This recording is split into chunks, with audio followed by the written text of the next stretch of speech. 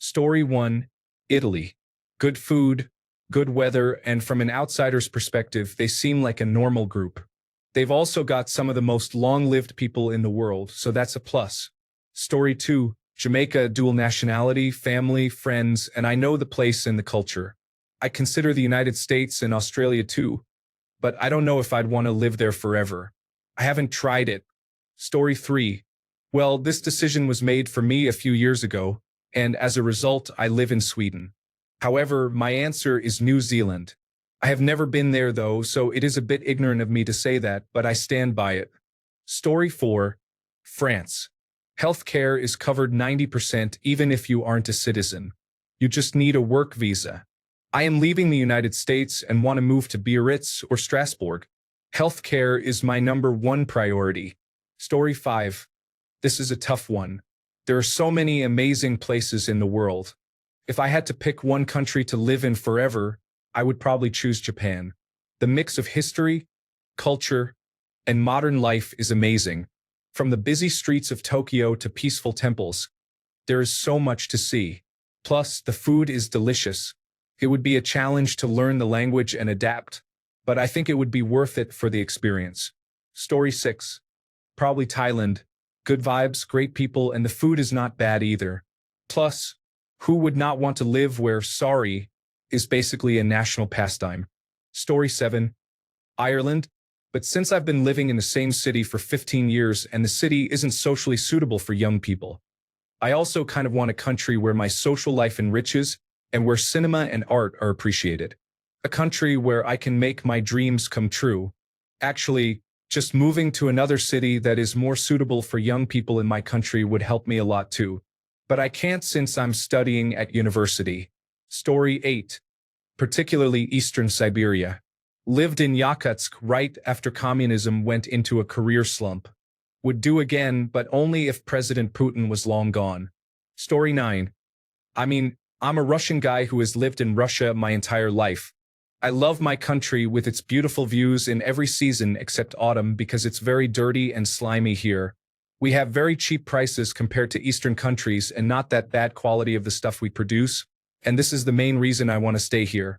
Of course, I have traveled abroad to some other countries, but honestly, I didn't like them because they were very dirty, there was a lot of rubbish and homeless people. I was in France and India. This was an awful experience, no offense, just my first impression of those two countries. Moreover, I don't know French very well.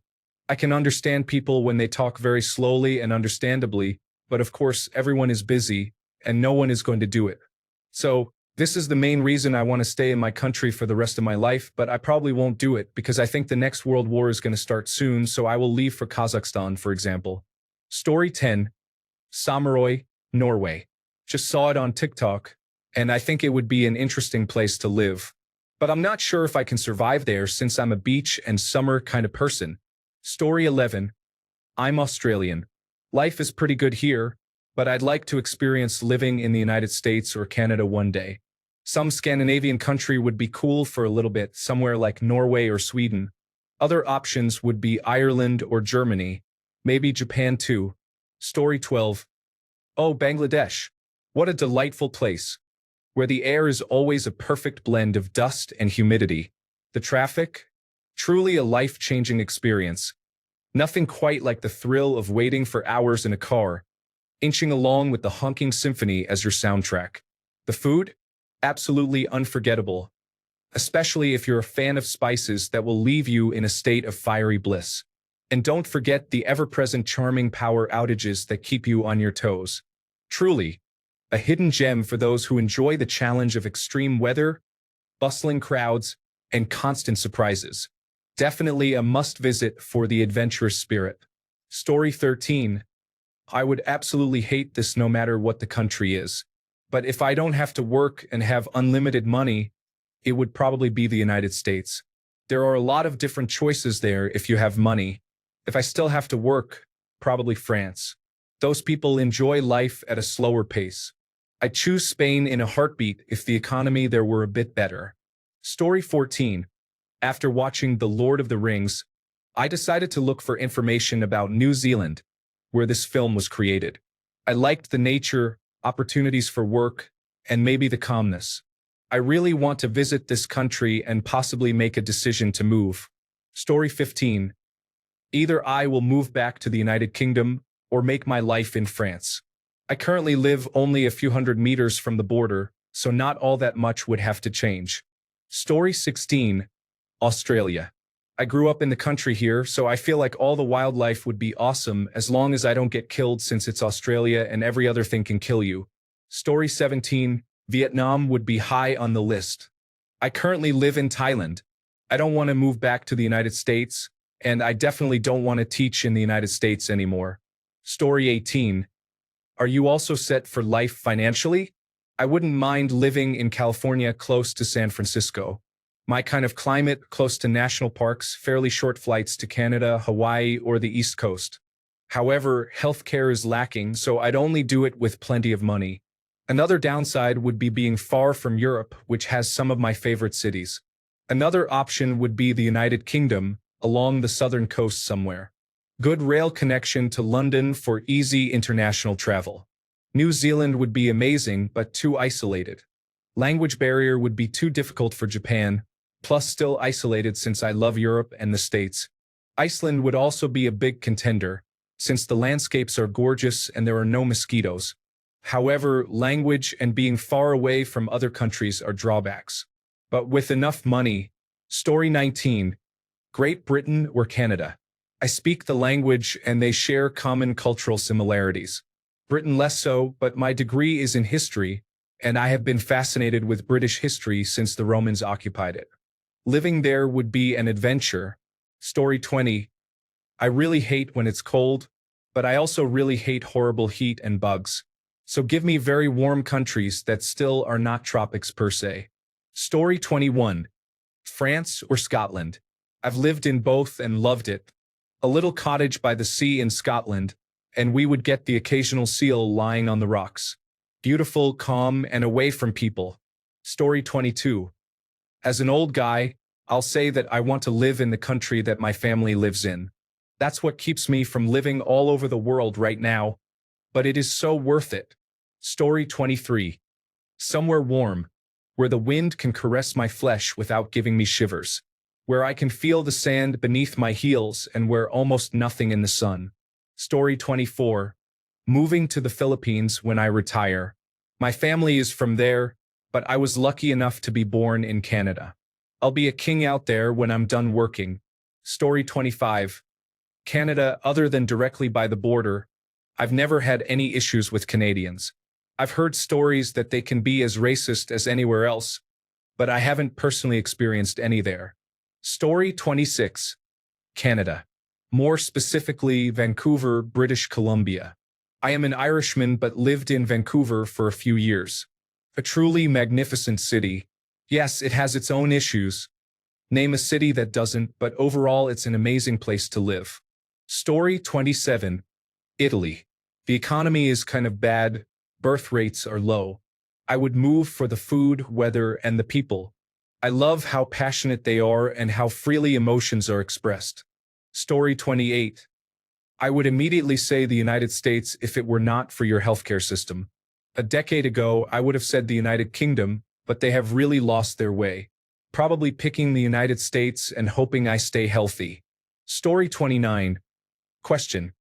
Does this same hypothetical situation affect everyone in the world? In other words, does everyone who currently lives in my country have to move, and do all the people in the countries we are moving to have to move as well? Story 30. Spain. I speak the language. The food is great, very clean, safe, polite society, great holidays, not overly religious, good social services, and you don't really need a car. What's not to like? Story 31. Somewhere like Norway. It has great healthcare, a solid work-life balance, and stunning natural beauty. Plus, the focus on quality of life there makes it a pretty ideal place to settle long-term. Story 32. I am British. If I had to move, I would choose the United States. I have spent quite a lot of time in the United States, living and working in real-world small-town America. I love the positivity and optimism of the people of America. It is an amazing country. Story 33. Till the time I am pursuing my work, probably Singapore would have been a great option. It would be nice to make a ton of money and eventually retire into the last discovered lands of Aotearoa, or New Zealand as we know it today. I fell in love with it the moment I arrived. It checks almost all the boxes for an introverted, happy-go-solo kind of personality I have. My wife, though, she wants some place buzzing. Story 34. The Netherlands. For all the reasons living in America can be challenging and because the people seem generally happy and welcoming. I dislike generalizing, but I want to live somewhere with a high happiness rating. Story 35. Tough question. I left the United States to be a skier in the Swiss Alps. I've been here for over 30 years. Tough question. Somewhere the surfing is incredible but not crowded. Surfing is my second love. Nicaragua, Costa Rica, Peru with Chicama, one of the world's best waves. Indonesia? Story 36. I had an international recruitment job which took me to 50 countries, many of them multiple times. This does not make me an expert on the world, but I have been able to sample a few cultures. This will sound pretty crazy, but I would move to Canada. It is such an awesome country. They have big cities like Vancouver and Toronto, West Coast mountains with ski destinations like Banff. International cities like Montreal and Quebec where they speak French. Great public transport, higher education, and to be really honest, Canadian people are some of the kindest and most reliable people I have ever known. Story 37. I'm an American and love my home. But if for some reason I had to move to another country, I would choose Germany. I think it is the stereotype, supported by my limited in-person experience, for organization, efficiency, and hard work. I am somewhere on the autistic spectrum. One time, almost 20 years ago, a German missionary of sorts moved to California to do volunteer work at a local shelter after finishing college. I wanted to be a good host and was learning to develop social skills, so I invited him for coffee. We talked for about an hour or so. I asked him about a news story of a German family who asked for asylum in the United States because they wanted to homeschool their children. I asked him what he thought. He said, "As a good German and a good Christian, they should obey the law." I said, "The stereotype Americans have of themselves is valuing freedom. What do you think is the stereotype Germans have for themselves?" He said, "Making high-quality products." After a while, I started to run out of social energy and wanted to start winding things down. I learned my natural impulse to just say goodbye and leave was not considered polite. So instead, I prepared for another 15 minutes of chit-chat and said, "I think I am going to leave in a little while." He stood up, said, "Very good," and walked away. I don't think I have ever enjoyed a conversation more in my entire life. We are Facebook friends and have never commented on anything either of us have written until very recently. He recently became a naturalized American citizen. I wrote, "Congratulations." And that is the extent of everything. If Germany is 1/10 of this guy's personality, I'd love it there. Story 38. Kenya. It's a beautiful country. The people are nice. Horrible government, but which one isn't, right? The scenery, the food, the people. Great place. Story 39. Australia. Away from everyone and everything. Just an isolated continent with nice people. I'd probably build a farm there. But then I'll have to deal with the animals and insects. Haha. Story 40. Italy. The people are so amazing there. To live in the middle of all that history is just rich. The people are helpful, sweet, and friendly. It's warmer than where I live now, so that's a plus. I was there just a few weeks ago, and everything was magical. Except for the fact that the streets are swarming with Bangladeshi people. You hear the language everywhere, almost all Sylheti. They keep playing loud Bengali music on their phones. All the museums, galleries, and tourist destinations are filled with them bothering everyone around. I found 3 Bangladeshi people very easy to identify, talking loudly in Sylheti and playing some obnoxious music. Everyone was avoiding them, keeping their distance, and in general not even looking at them. Florence, Pisa, Siena, Rome, and Vatican City, these people are omnipresent to bother you. They stick out like a sore thumb in the beautiful backdrop of the Italian landscape. But still, Italy has my heart.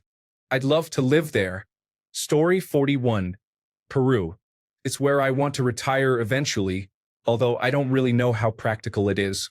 The geography is beautiful, the climate seems like a dream to me, and the culture and history of the country seem to be a perfect balance of everything I love about South American culture.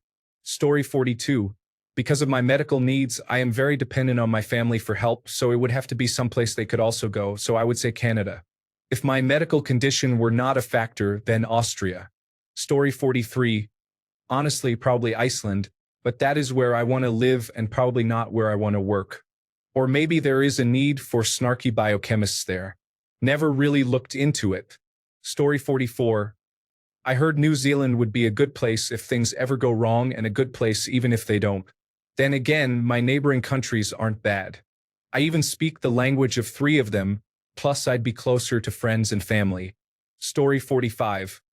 Being Swedish but having traveled extensively and lived for long periods in other parts of Europe as well as Asia, I feel decently qualified to answer this one. Spain. Life is easy, food is cheap and of high quality. My second home, and I could still hang out in my local bar. But I wouldn't work here. Wages are low and unemployment is high. Still good in many ways. Denmark. Copenhagen. In some ways, the best city in the world. Food is good, and people are generally pleasant.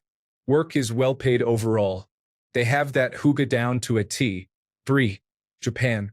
Exciting, vibrant, exotic yet weirdly familiar. If you can work for a Western company and still live there, it could be the best place in the world. France. Bordeaux.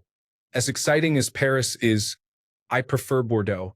More chill, great food, fewer tourists, decent cost of living, beaches and wine. Many Parisians move there when it gets too much. Also the most beautiful region in Europe, in my humble opinion.